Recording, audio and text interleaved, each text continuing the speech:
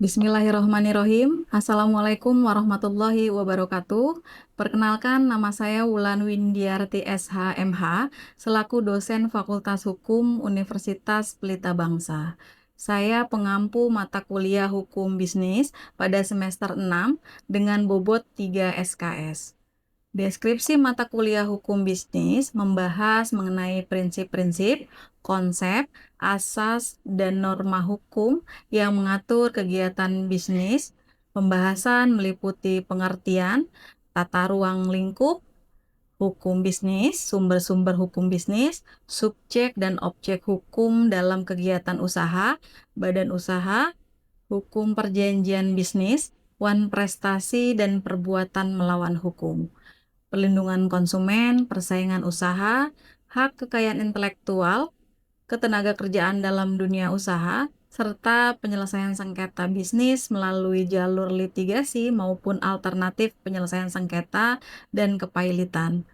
Mata kuliah ini membahas perkembangan hukum bisnis di era digital, termasuk transaksi elektronik, perdagangan melalui sistem elektronik e-commerce, perlindungan data pribadi, serta penerapan prinsip tata kelola perusahaan yang baik.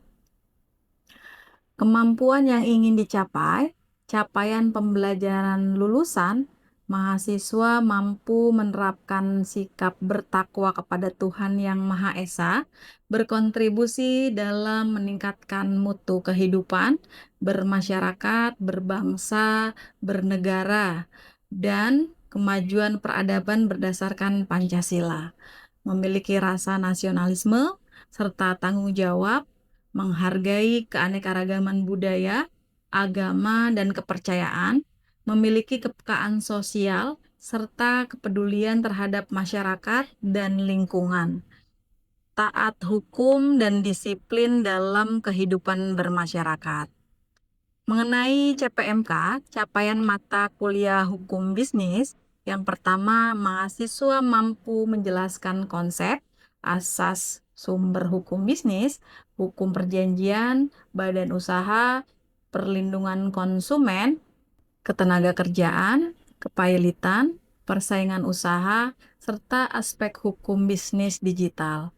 Yang kedua, mahasiswa mampu menganalisis berbagai permasalahan hukum bisnis dan penyelesaian berdasarkan peraturan perundang-undangan, jurisprudensi, doktrin hukum, serta prinsip kepastian hukum, keadilan, etika bisnis, tata kelola perusahaan yang baik, tanggung jawab sosial perusahaan, dan tata kelola lingkungan hidup.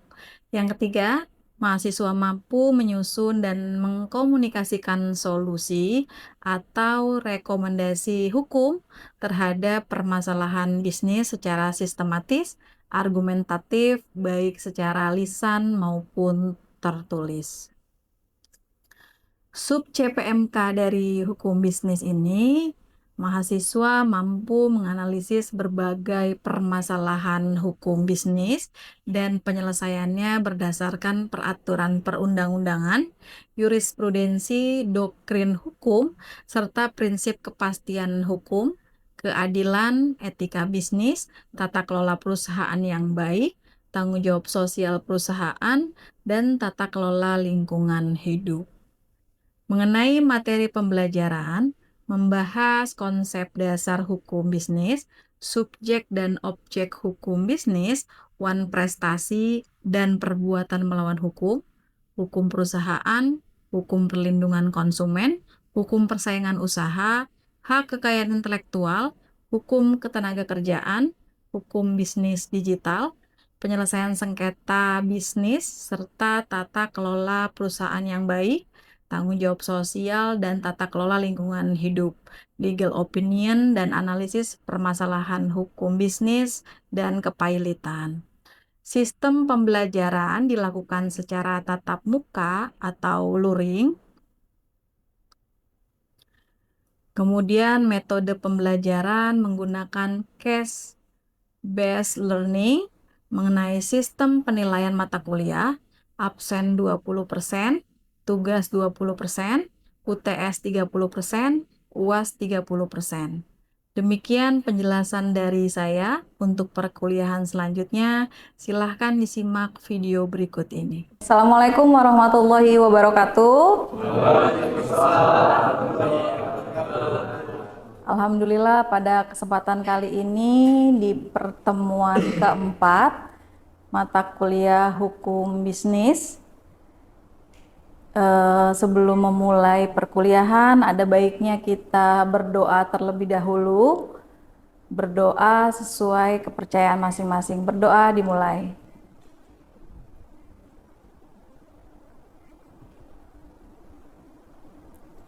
Baik, selesai.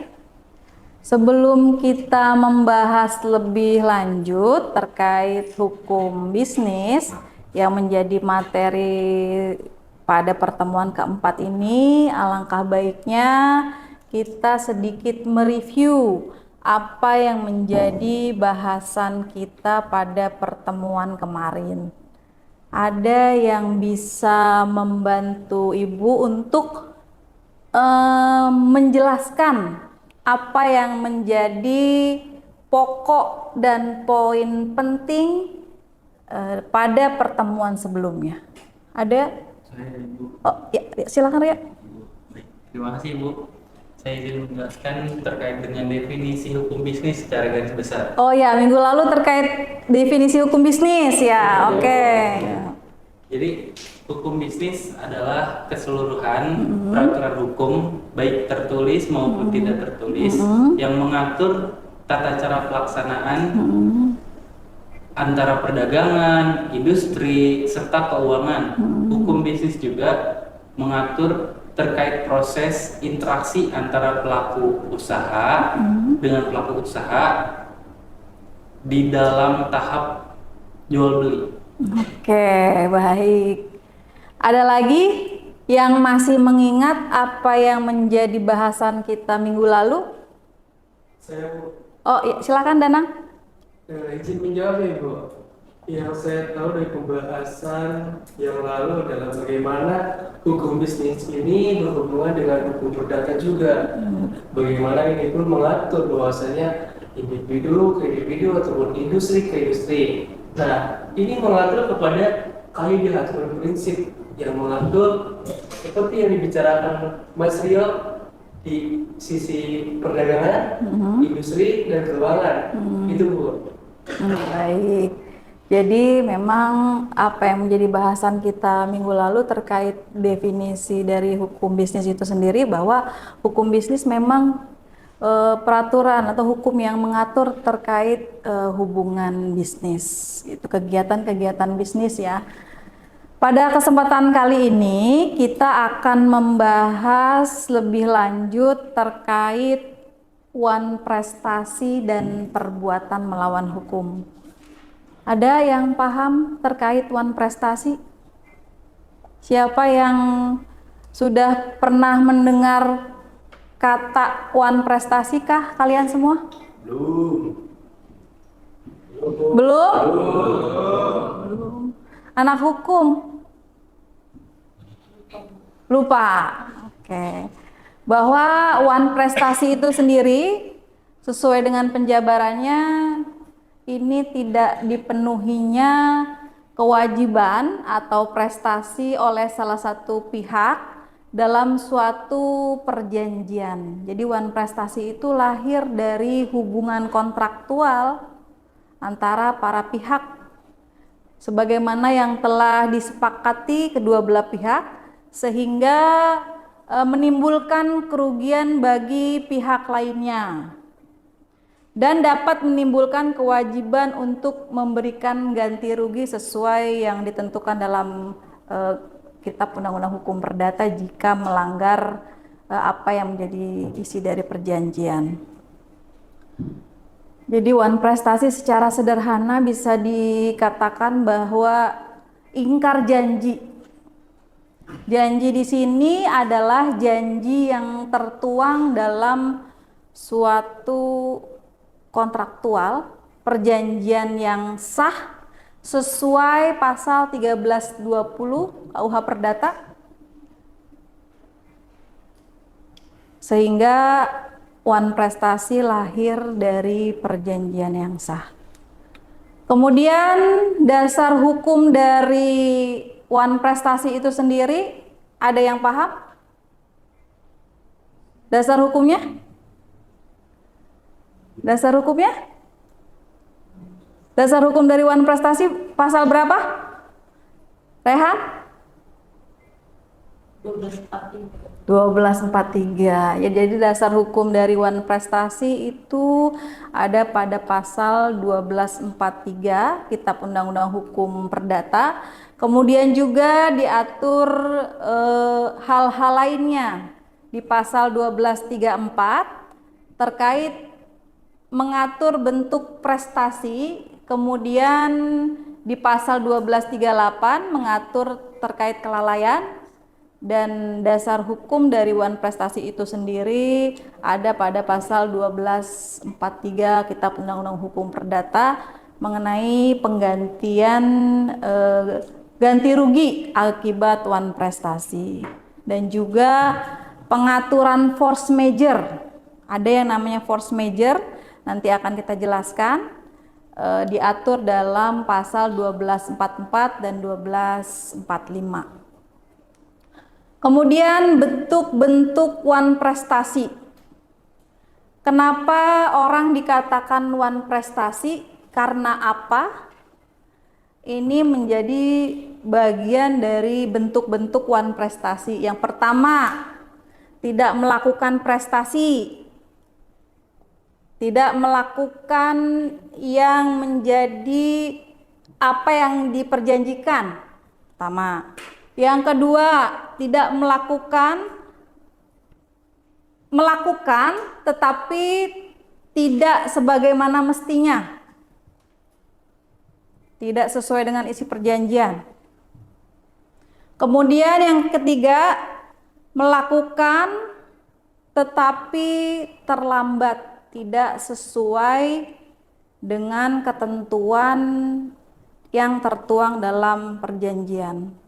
Kemudian yang keempat, bentuk-bentuk wan prestasi, melakukan sesuatu yang dilarang dalam perjanjian. Gitu ya. Ini adalah bentuk-bentuk wan prestasi yang memang harus kita pahami bahwa bentuk-bentuk wan prestasi ini harus ada sebagai objek bahwa dia melakukan wan prestasi atau tidak. Nah, ini ada unsur-unsur wan prestasi, yaitu seperti yang sudah saya jelaskan tadi bahwa wan prestasi ini lahir dari hubungan kontraktual. Jadi harus ada perjanjian yang sah sesuai pasal 1320 KUH Perdata. Kemudian adanya prestasi yang harus dipenuhi.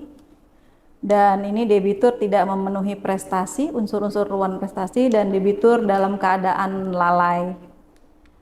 Kemudian selanjutnya, biasanya pasangan yang paling ideal ada wan prestasi pasti ada ya perbuatan melawan hukum atau yang biasa kita sebut PMH.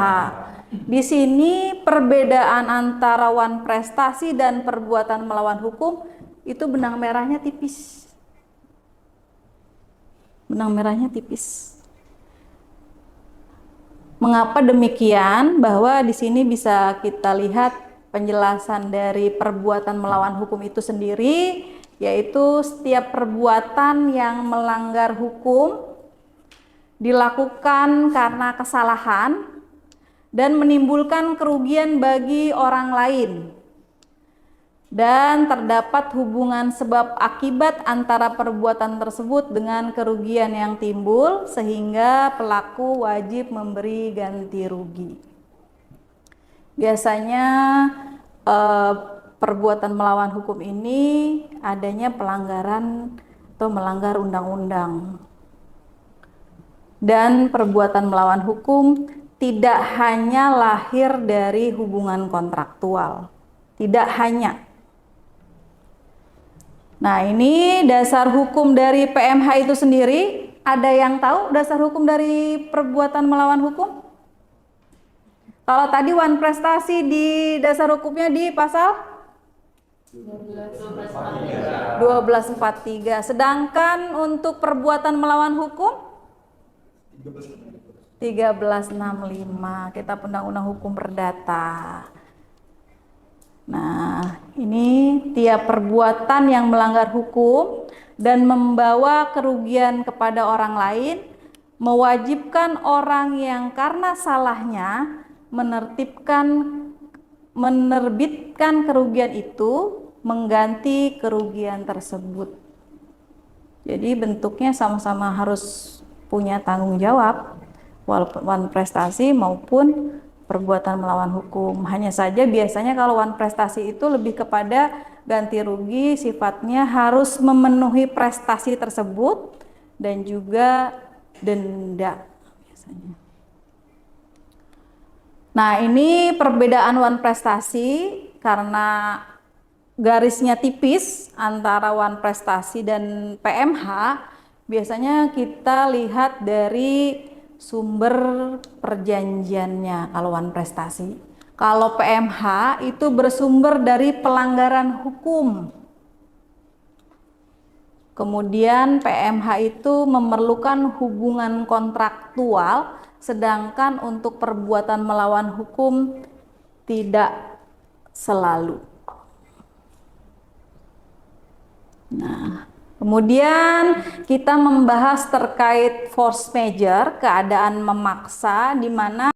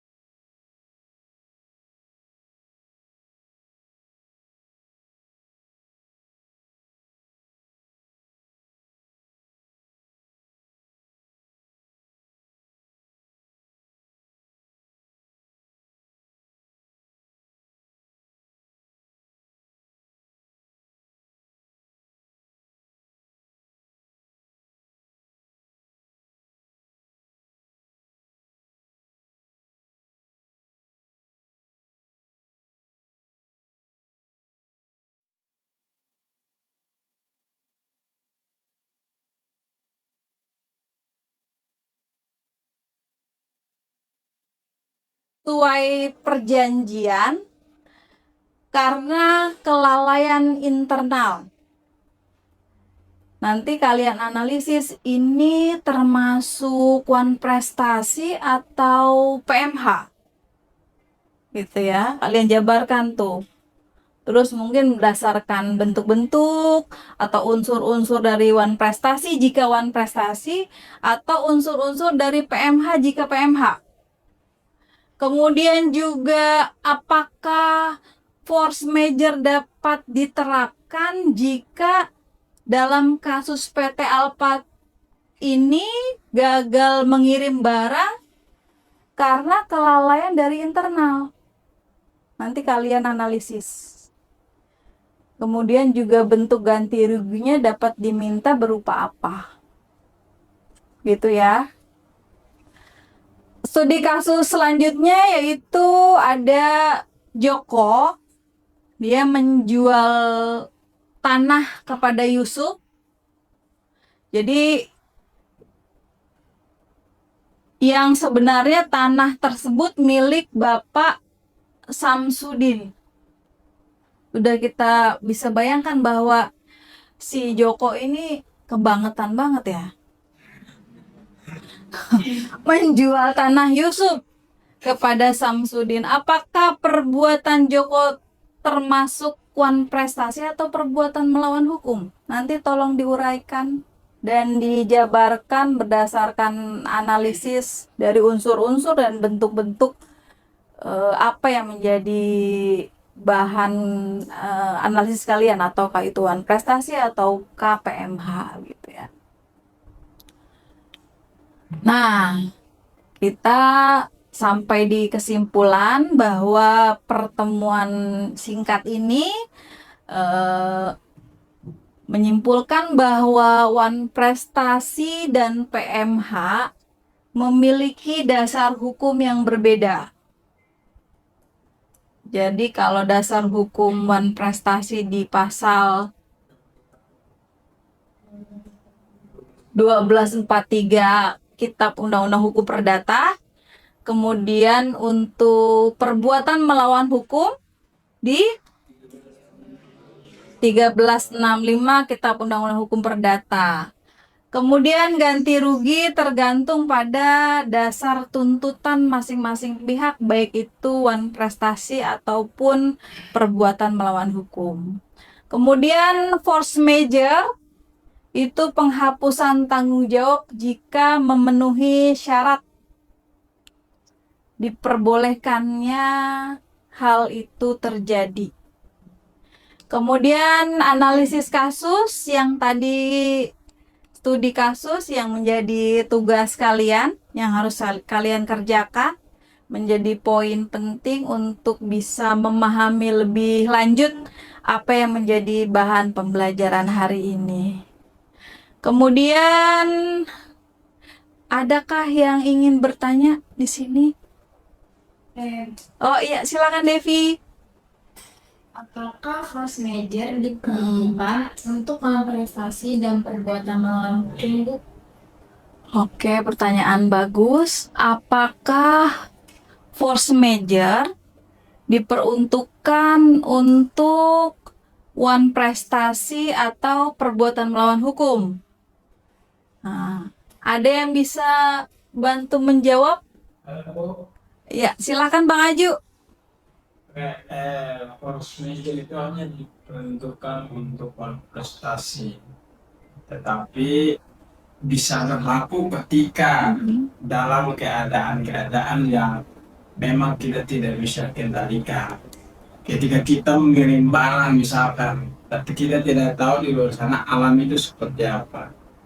Kayak banjir, gempa bumi, nah itu pasti ada penghapusan di situ karena mereka tidak mengendalikan alam.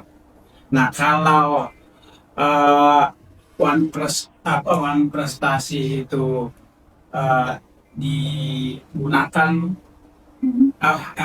force major itu digunakan dalam prestasi itu dalam keadaan penting saja. Kalau kelalaian internal itu tidak termasuk, itu pasti dimintai tanggung jawab, kurang lebih seperti itu. Oke, jadi intinya sebenarnya force major ini apakah berlaku untuk Wan Prestasi atau PMH atau keduanya? Berlaku untuk Wan Prestasi ya, kalau pemahaman saya. Oke, baik. Terima kasih. Ada lagi yang bisa menambahkan? Apakah force major berlaku untuk Wan Prestasi dan atau perbuatan melawan hukum?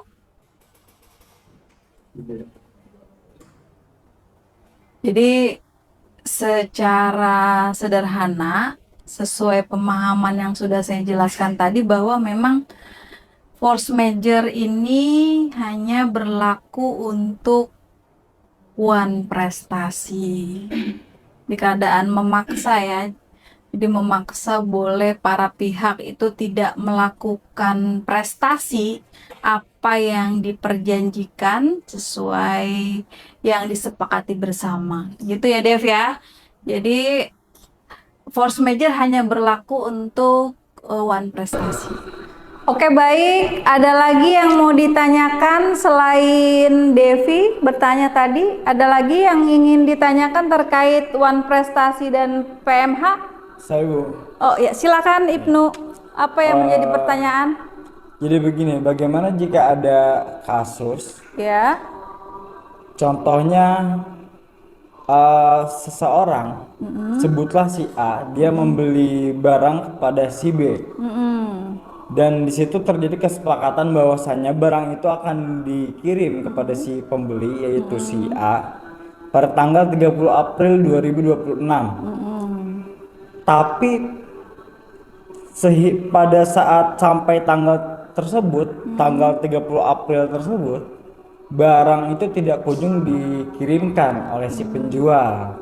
Nah, apakah kasus tersebut merupakan sebuah prestasi atau bukan? Gitu. Oh, oke, Itu aja, terima baik. kasih. Oke deh. Siapa yang bisa menjawab apa yang menjadi pertanyaan Ibnu? Saya Bu, Oh, silakan Adri. kalau menurut saya itu sih masuknya bukan prestasi Bu. Karena kan yang harusnya dikirim tanggal 30 ya, tanggal 30 terus nggak nyampe-nyampe gitu Bu, nggak sesuai apa yang sudah dijanjikan kayak gitu Bu. Nggak nyampe-nyampe apa nggak dikirim? Nggak dikirim-kirim Nggak maksudnya gitu Bu. dikirim-kirim. Oke, baik. Ada lagi yang lain? Jadi si A membeli barang kepada si B dan berjanji untuk mengirimkan di tanggal 30, tetapi pada tanggal tersebut tidak mengirimkan juga. Apakah itu wan prestasi? Adi jawab Bukan prestasi Bu. wan prestasi. Ya, jadi benar itu wan prestasi karena memang tidak sesuai dengan isi yang telah disepakati. Ada lagi yang ingin ditanyakan sebelum saya akhiri?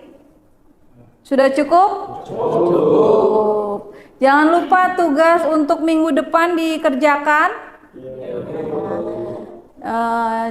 Jangan lupa juga untuk kalian absen di Adlink si akad, bahwa pembelajaran hari ini materi sudah di-download juga di si akad dan kolom tugas sudah dibuka sampai minggu depan di jam saat perkuliahan. Jangan ada yang terlewat ya.